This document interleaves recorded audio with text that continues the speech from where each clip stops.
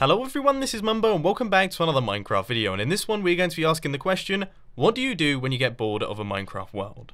Now we've all been there, you start up a Minecraft world and you've got a ton of ideas and a ton of projects you want to do, and once you've done them, you sort of get a little bit demotivated. You think to yourself, well, what on earth am I going to do now? Well, hopefully this video will answer that question, so let's crack on. Now, the first thing that I'd suggest you do is to wave goodbye to your old base. Now, I know this is going to be painful, this is going to hurt, because you have invested a bunch of hours into this thing, but it might be best to just pick a general direction and walk in that general direction until you find a cool new place to stay.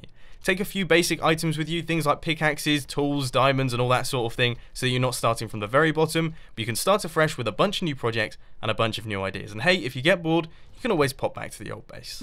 Now, if jetting off into the distance doesn't really tickle your fancy, you can always work on a bunch of silly projects that don't really mean anything.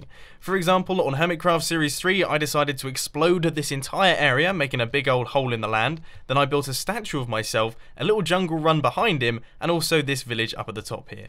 None of this really progressed my Minecraft world any further, but it was really fun to work on, and I thought it was pretty cool. Now, if you're the sort of person that just really enjoys a challenge, you might want to challenge yourself to something.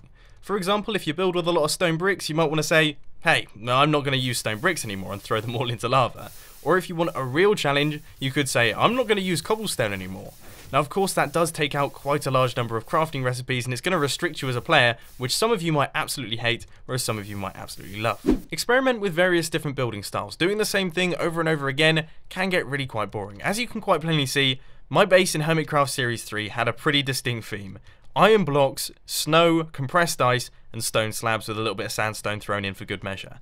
Now, this was great, and I think that everything I built in that series was absolutely lovely, but sometimes I got a little bit bored, and if I did, I'd pop through into this little zone right here, open up this door, and straight away, it's completely different. We've got a bunch of hardened clay, we've got some wood, and just very different blocks. Completely different style, and it really does mix things up a little. Now, single player Minecraft really is great fun. I mean, seriously, you can have a ton of fun in single player, but if you find your world getting a little bit boring, perhaps it might be best to invite some other players on. If you live in a house with other people that play Minecraft, then open it up to a LAN world and invite them to join. If you don't live in a house with people that play Minecraft, then just set up your own server and have a blast with your mates, because seriously, it'll be well worth it. Now, one of my personal favourite ways to get inspiration for a Minecraft world is to watch other people playing Minecraft.